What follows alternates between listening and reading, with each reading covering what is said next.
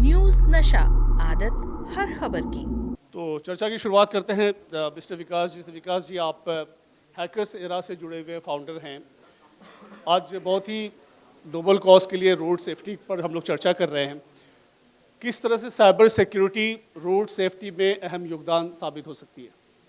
आजकल ये जितने भी व्हीकल्स आते हैं आपने देखे होंगे, सारे स्मार्ट कार्स होते हैं, कनेक्टेड कार्स होते हैं।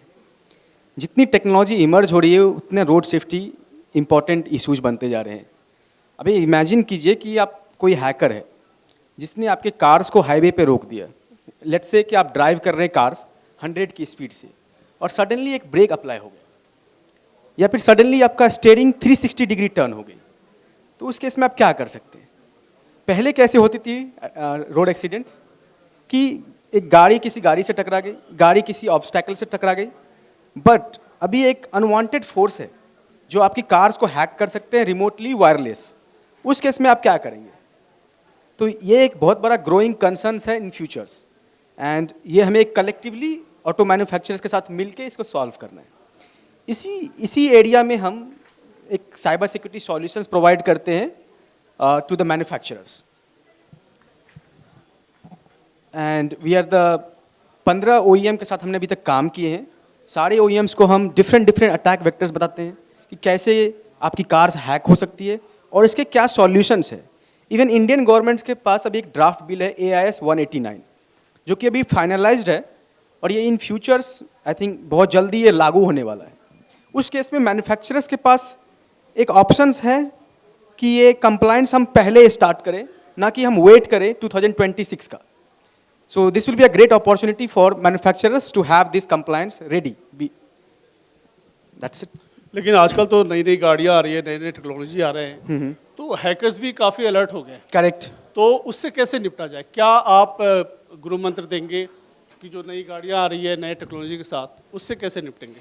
अभी जितने भी जैसे महिंद्रा के जो वाइस प्रेसिडेंट थे उन्होंने बताया कि एनकैप रेटिंग एक बहुत बड़ा रोल प्ले करता है। लेकिन आप जब कार खरीदने जाते हैं तो आप क्या देखते हैं कि इसकी एनकैप रेटिंग 5 है या इसकी 4 है या 3 है।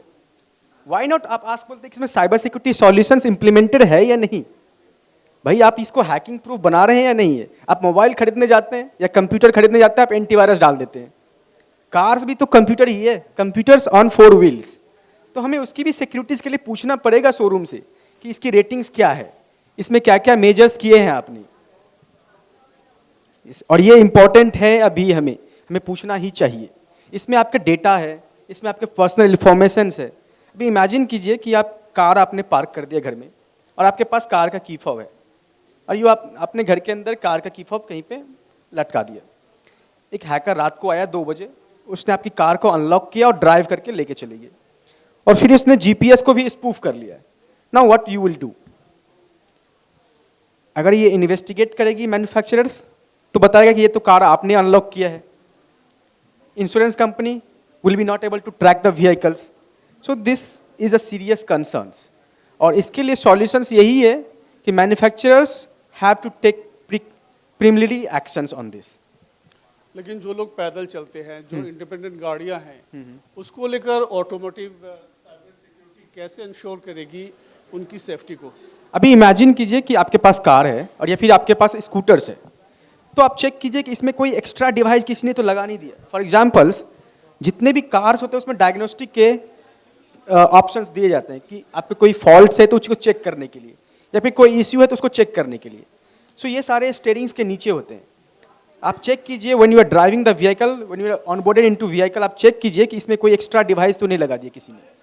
सिमिलरली आप अपने स्कूटर्स को चेक कीजिए, इसमें एक एक्स्ट्रा सर्किट्स तो नहीं लगाए। इससे आपके कार्स को वायरलेसली कंट्रोल किया जा सकता है। प्लस आपके जो की फॉब है उसको आप एक स्मॉल फैराडे केज आता है, $10 से $15 का आता है। अगर इतनी महंगी कार लेते हो आप तो आप $10-15 स्पेंड कर ही सकते हो आप टू मेक श्योर कि आपका व्हीकल थेफ्ट से प्रोटेक्ट करे। फॉर कॉमन पीपल्स ये सारे सॉल्यूशंस हम ला सकते हैं। सारे सॉल्यूशन बता रहे हैं, लेकिन अभी फ्यूचर में और भी इनोवेटिव चीज़ें आ रही है।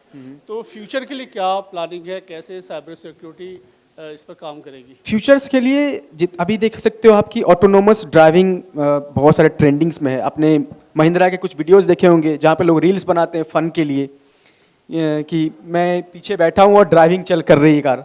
तो ये सारे जितने न्यू फीचर्स आएंगे, जितने ज़्यादा टेक्नोलॉजी इन्हांसमेंट होंगे, उतने ज़्यादा हमें प्रोएक्टिवली साइबर सिक्योरिटी इंप्लीमेंट्स करने पड़ेंगे फ्रॉम द डेवलपमेंट साइकिल से।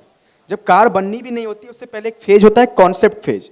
उस कॉन्सेप्ट फेज से हमें कार्स को सिक्योर करने पड़ेंगे, जितने भी इसके कंपोनेंट्स हैं ये सारे हमें सिक्योर करने पड़ेंगे। प्लस हमें यूजर्स को अवेयर करना पड़ेगा that what is cyber security. Traditional cyber security कैसे होते थे, आपके फ़ोन हैक हो गया, आपका व्हाट्सएप का चैट लीक हो जाएगा, या फिर आपके डेटा लीक्स हो जाएंगे। बट अगर आपका व्हीकल हैक हो गया तो आप क्या होगा, your life will be in danger. So ये सारे हमें अवेयरनेस करने पड़ेंगे to the consumers, then consumers will be able to demand from the manufacturers कि ये सारे फीचर्स हमें चाहिए, और this kind of new features will implement by a manufacturers. So एक यूएसपी बन जाएगी ये। चलिए, आपने साइबर सिक्योरिटी से जुड़े बहुत सारे अहम चीज़ बताए। और आप हमसे जुड़े रहने के लिए सब्सक्राइब करें YouTube पर, फॉलो करें Twitter पर और लाइक करें Facebook पर। और ज्यादा जानकारी के लिए आपको टाइप करना होगा सिर्फ न्यूज़ नशा।